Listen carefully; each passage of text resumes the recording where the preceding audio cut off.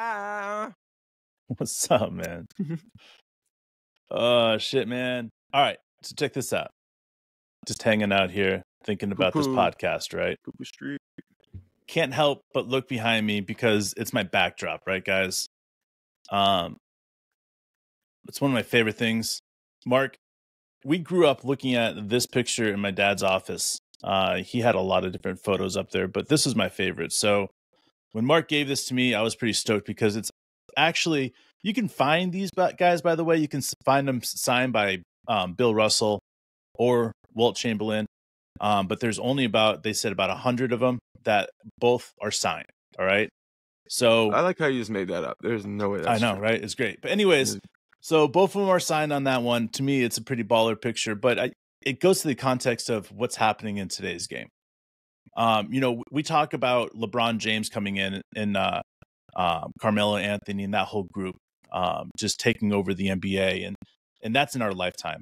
We saw similar stuff in the early 90s with Michael Jordan, the 80s with the Boston Celtics. So we've been through this before, but to be able to have an opportunity, we're able to really truly appreciate as a young player, as a big man in the NBA, which we haven't seen the dominance of the big man in a long time.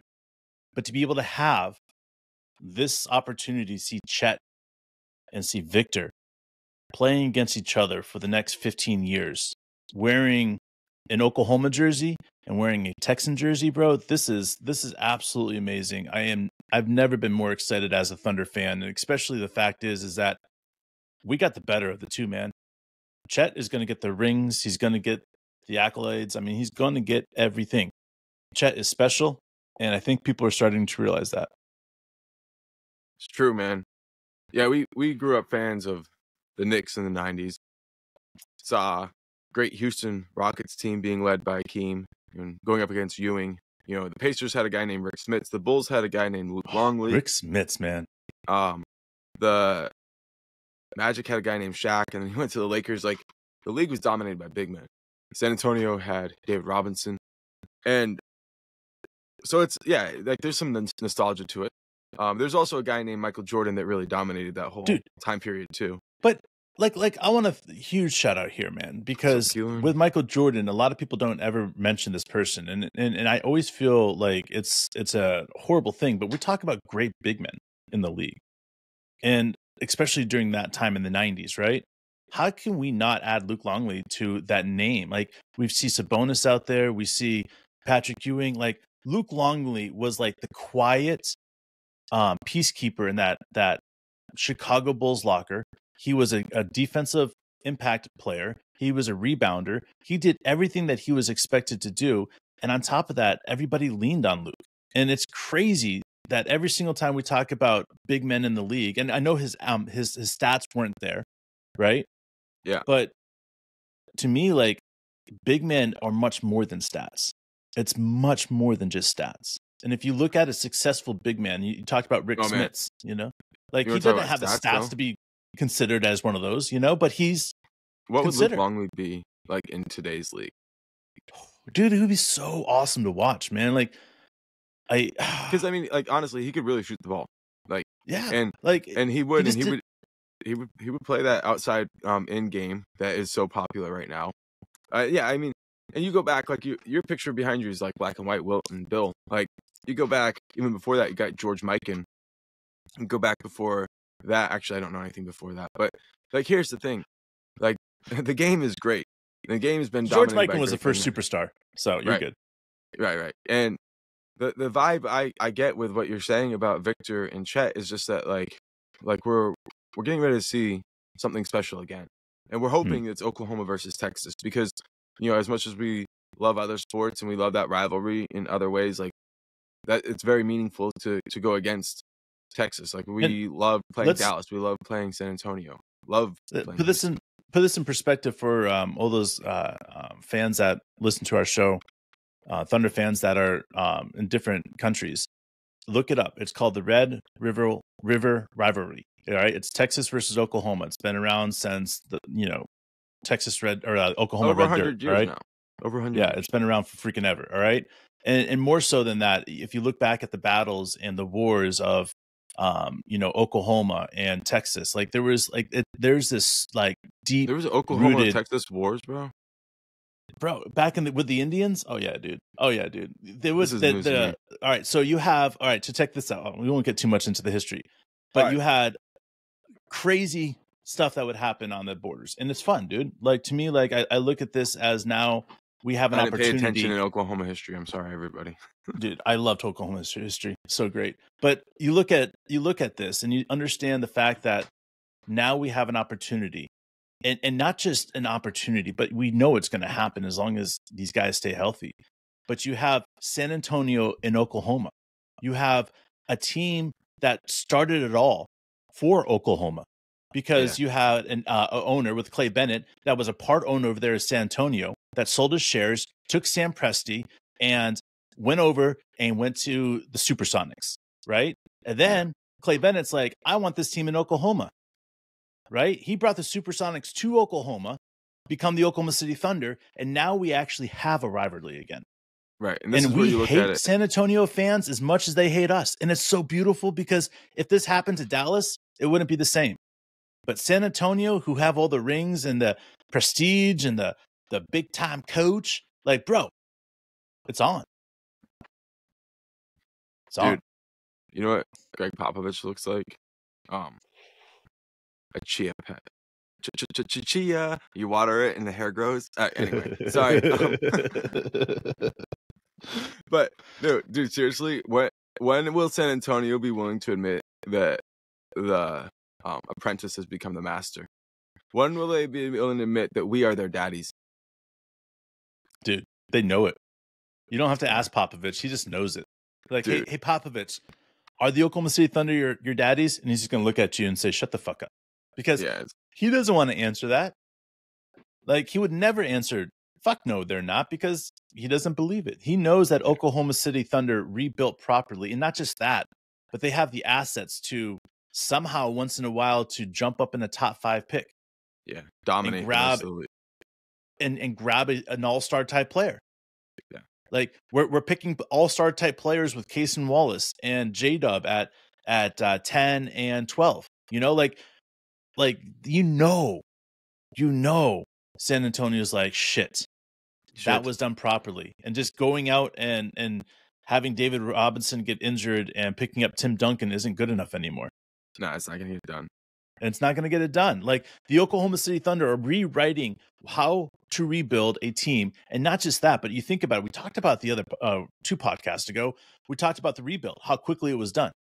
Yeah. We came down to the realization that when the Oklahoma City Thunder traded Russ, that we could technically say that started the rebuild. But because that team was so good, that next year, it put the rebuild on hold for one more year. Which, honestly, that draft year wasn't that big of a deal. And what we got in return was much bigger. So for me, like, I look at this and I can't help but get excited, man. I can't help but understand that, like, the team that's done properly and put together properly, you don't have to solve any issues. Yeah. You just have to look at it and say, okay, this player isn't stepping up right now. That's not a problem. Isaiah Joe's is not hitting his shots. That's not a problem. We're going to go lean more on Aaron Wiggins, right? You got it, man. Like, we're going to lean more on Cason Wallace. We're going to lean more on this player. Guess what? Isaiah Joe gets to the gym and starts shooting 1,000 3-pointers a day. He's going to get back in the groove. And then scoot back over again. And that's what's so beautiful about this team. It's everybody talks about the starters. And, you know, there's one of our listeners that talked about having the starters and all these guys are playing in different roles. But the reality of what's happening is that the bench is the reason this team is going to win as many games as they are. Our starters could go out there and score 100 points amongst them every game, but it wouldn't be enough without a hell of an amazing bench. We just wouldn't, because we cannot lean on these starters, these young guys, for 35 minutes a game. We can't do that to them. Right. If we're doing that to them, we're fucking their careers up early on. You got to give them time.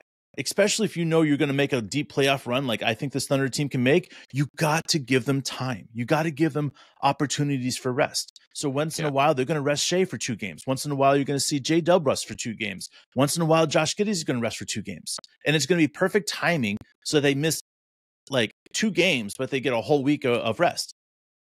You know, like that's what's so great about this team and making sure that they get these players extra rest throughout the year. All right, and man. that's why I think that, you know, you look at this record, man, think about it. 10-5. All right. Let's just say we lose this game tonight, which I don't think we will, but 10-5. All right. If we continue that, that's 5 times. All right. So that's 75 games right there. All right. So that means we are 50-25. And we have, at that point, 7 games left because there's 82 games in the season. That's what I think this team is capable of, is sitting here saying we have 50 wins and we have 7 games left in the season. How many more can we get? Right, which would put us roughly in we're assuming, position-wise, would be right around top 3 where we are now in the West. Yeah. But in the West, I want to make an argument that we're actually going to be better than that. Than top 3. I really do believe we'll be the number 1 team in the West. I think. You think there's going to be enough injuries? Well, I think when you look at what's going on with the Nuggets, okay, it can be easy to say like, well, they're still up at the top and they're playing really good. They started the season playing really great basketball, but there's some frustration that comes with playing deep into, you know, every single season. Your body starts wearing down. Your mind starts wearing down. And recently, Jokic I think he got ejected. Mike Malone got ejected from a game. Like, my point is, like, you just get kind of exhausted. And absolutely, dude. Also, we know from the Jamal Murray injury, you know, they really are just 1 injury away. And this isn't a team that's been able to stay healthy forever. So I think that there's going to be some wear and tear coming from just multiple deep playoff runs. And the team we'll see that the cracks starting to form this year. It won't necessarily fall apart. But I really do think that we're going to start seeing that. I think we've already started seeing some of the early signs, but not necessarily in the win-loss column. But we also have made it clear that the Timberwolves are absolute pretenders. Okay? So we believe that wholeheartedly. There's just no way for them to maintain what they're doing. Mean, dude, they might maintain it for 3 months. They might be able to pull it off for, you know, October, November, December. You know, they might be able to do it. You know, I'm not gonna not give it to them. But after that, though, I'm not gonna give them anything. When it comes to the season on the line, how long could Team USA keep it together with Ant as the best player? Like, but that's my point. 3 games total. I would say Ant actually played well for 5 games, and that's well, about like the team. If you put that in NBA context, in the league, like, all the bullshit. Like friendlies, I don't count those, dude. But like, if you put that in the context of the league, I think he can make it till December. I think that team can make it till December as pretenders. Well, I mean, and be there in that spot. Chris Finch is a shitty coach, dude. Rudy Gobert, you can't punch a teammate and not have long-term consequences. And everybody lets Draymond Green. Look, they're chumps. That team, they're a result of having like an early good run. Anybody can have a good run this length throughout the course of the season. A lot of bad teams do have a good run this length. It just so happens that they're started the season, so everybody's like, oh, they're number 1. We're not worried about that. Okay, so I do believe, like what I say about both of these teams will prove out on the course of the 82 games. Like, there's going to be a ton of regression to the mean. We know that. The question is, where is the mean for the Thunder? I think the Thunder's average is going to be very similar to what you were saying. Like, we could maybe move one more loss into the loss column and still extrapolate and be like, yeah, that's where we kind of think this team will be. But I think it's the other teams that maybe are still kind of gearing up, because there's really no separation between the top and the bottom with this few games left into the season. So I just feel like right now there's no reason to think that we'll be the best team in the NBA or the best team in the West. There is plenty of chance for teams that are lower than us to pass us. But I don't think either of the 2 teams that right now what you would consider the top tier, which, you know, just based on the wins and loss early in the season, I don't think either one of those teams are going to be the ones who have that. I think Dallas could actually go on a long winning streak Sure. and make a run at it. I think who else? Phoenix could probably figure it out. There's plenty of teams that can probably put it together Oh, on a short window. But 7-0 when it runs. comes They can go to on 7-0 runs, and we go right, 4-3s. right. But when it comes to the course of 82, this team is built for 82. We have depth for days. We see Coach Dagnall not getting players he wants for in the game for many minutes. Yeah. And he has to find creative ways to get them in there. If we do go through a rash of injuries, which happens every season, the players who aren't getting minutes right now, who deserve those minutes, will get more minutes. I know I can list guys that aren't playing right now that Coach knows deserves minutes. Lindy Waters, Olivier Sarr, Poku. Like I get some people like, well, you're not going to win a ton of games when you're playing those guys. I disagree. Like it's all about balance, but Sarr is actually a big time contributor on the boards, especially offensive rebounds. He does a great job. Sure. He's been knocking down shots. Waters has been playing great defense and knocking down shots. I forgot to mention Sarr's defense has been incredible. I mean, there's so much depth. These guys were getting minutes when Kenny and Jay Will were out. Now that Kenny and Jay Will are, back, they've slid down, and they're fresh and they're ready to go. Yep. And a lot of these teams, they entered the season fresh, but what happens when, they play 4 games in 5 nights, they're on to, all these crazy travel schedules, and we find ourselves in the middle of January and they haven't really had a rest. This team, we know from last year, we're going to be hitting the gas in January. And in fact, this season, even though our record is very respectable and we're very proud of it, we kind of walk around with our dicks hanging out of our pants right now because we're like, right? We're pretty pumped up about our record, but the reality is we haven't even been playing good basketball. Just let that sink in for a second. I would say consistent basketball. No, we haven't been playing good basketball. Not for us. And here's what I want to say about that.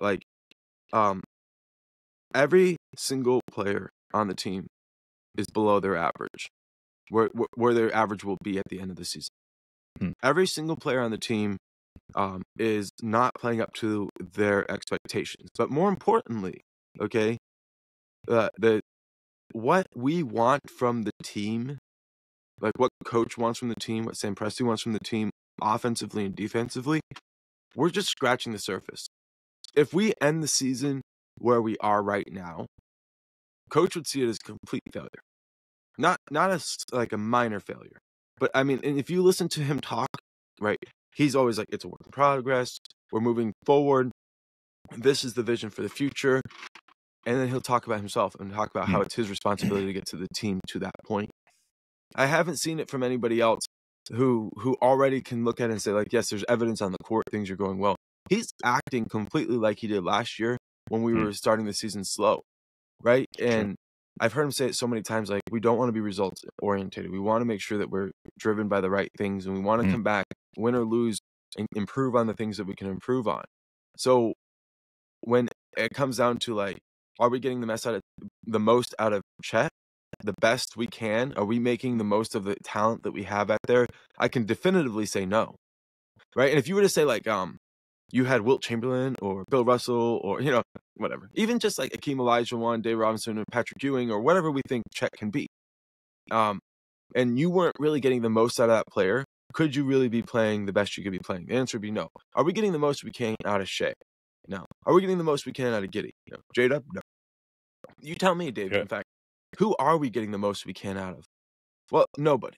And it doesn't mean like there's going to be any point where like everybody is contributing their best at the same time. But I do think there are going to be games where we look up and most of the players are contributing their best at the same time. And people will say like, we just went in and we played the second best team in the NBA and we beat them by 20 points. Like, how did that happen? It's like, because our coaching, our offense and our defense is striving for something. It reminds me a lot of John Wooden. He said, we've never played a perfect game. I think they won like 7 championships in a row or something, but we try. Yeah. Or that's our goal. Every game is to play perfect, and you never reach it, but you always come in there. It reminds me of something else I heard. Who was it? I think Patton said it, but plans are bullshit. but planning is everything. And I feel like that's where we're at. Like this team, like we have an ideal of perfection. We'll never actually achieve it. But when it comes to ball movement, when it comes to transition defense, when it comes to turnovers, we're always striving for it. And we'll always hold ourselves up to that. And we'll never actually achieve it. But the closer we get to it, the more people will realize. And there's a moment. I'm sorry I just keep going on, but there's a moment last year, a few moments, when we were winning games, where the ball was swinging around, and there was no team in the history of the league that could stop what we were seeing. And like eventually, the flow, it's harder to keep going when the season's going on and on and on. But we haven't reached that flow yet. We've kind of won some games through brute force. We've won some games through pure talent. But like there's that flow that we're still searching for. And when we achieve it, the level of play that this team is putting together without it, we'll win 15 games in a row. And when we look back and we're looking at this record and we're like, I don't know, say like 25-5, what are people going to say then? Oh, they're too young. They're not ready. Like right now, it seems like people are like being brave to say the Thunder are contenders. We're fucking contenders, guys. And it's not even hard to tell who the pretenders are. People have to talk themselves into it. So yeah, we're at that moment now. It's not later. It's right now. And I get it. Some people aren't willing to do that yet because, especially in the Oklahoma City media, there's this like thing that happens where they want to wait till they get affirmation from outside media before they start saying things. But by then, you're too late. I mean, if Stephen A. Smith has to be like, the Thunder are here, for somebody in Oklahoma City to realize the Thunder are here, it's too fucking late. You guys are supposed to be there to help other people recognize the potential of this team. And we're here now. So buckle the fuck up, everybody. Hell yeah. See you guys tonight, man.